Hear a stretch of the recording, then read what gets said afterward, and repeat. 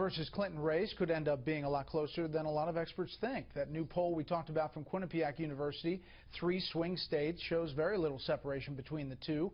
Clinton leads by 1 percentage point in Florida and Pennsylvania. Trump is up 4 in Ohio. Let's talk more about the race. Florida Congresswoman Debbie Wasserman Schultz is chair of the Democratic National Committee. Thank you for being here. You're welcome, Brett. First, your reaction to tonight. West Virginia, clearly Bernie Sanders is making a race of this still. Can he win the Democratic nomination? Well, we're not in the prediction game at the DNC. We're in the management game. So we have about 12 primaries left after tonight, 10, 12 primaries left, and that primary cycle is going to play out. And at the same time, we're preparing for the general election. And so the candidates are going to make their own decision as to whether they continue their campaign or make a decision to do something else. Here's what your counterpart on the Republican side put out tonight. It is nothing short of embarrassing that Hillary Clinton has now been defeated 20 times by a 74-year-old socialist from Vermont, and for the second straight week lost a state she carried in 2008. Setbacks like this late into the primary calendar show her long track record of dishonesty, and her hypocrisy continues to alienate large swaths of Democrat voters. Whether it's her vows to decimate the coal industry, the FBI's investigation into her reckless conduct as Secretary of State, or her support for a left-wing majority on the Supreme Court, Hillary Clinton has shown she is incapable of delivering the leadership our country desperately needs. Your response to Chairman Reince Priebus. My good friend Reince, a little projection in his statement tonight. Talk about embarrassing.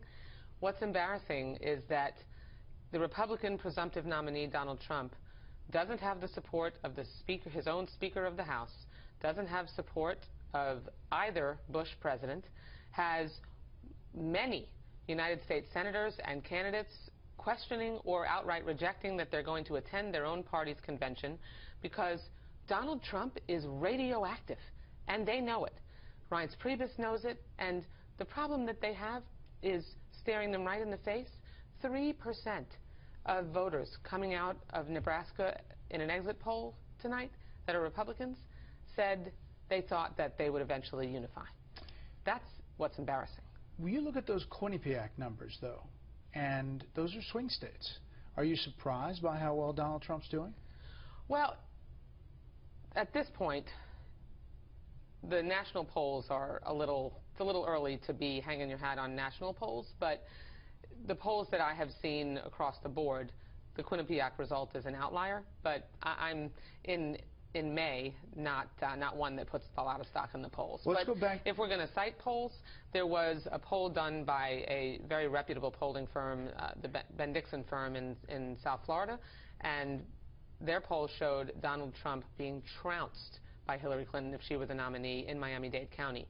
If the Republican nominee doesn't get something on the order of 40% of the vote in the Hispanic vote in Miami-Dade County, they're done. Let's go back to your race. Bernie Sanders says the deck is outrageously stacked against his campaign, and he points to key committees on the convention that he's not been able to get people on. Is that a fair criticism of the DNC and how the convention is lining up in Philadelphia? No, not in the least. Unfortunately, Senator Sanders in his campaign has a fundamental misunderstanding of the way we appoint our standing committee assignments. I nominated 25 at-large members to the standing convention committees in January, and they were elected by the Democratic National Committee Executive Committee. The remaining 167 members of each standing committee are divided based on the statewide vote that has been won by each candidate. So the overwhelming majority of the remaining members of these standing committees is actually appointed by the candidates themselves based on the statewide vote they've earned. So deck stacking, there are 25 people that have been appointed to these committees and 167 remaining. So I don't know how, by anyone's definition, that's a stacked deck. Madam Chair, thanks for the time tonight. Thank you. And if you do have another debate, we'd love to be considered. We'll take it under advisement. Thank you. Thanks.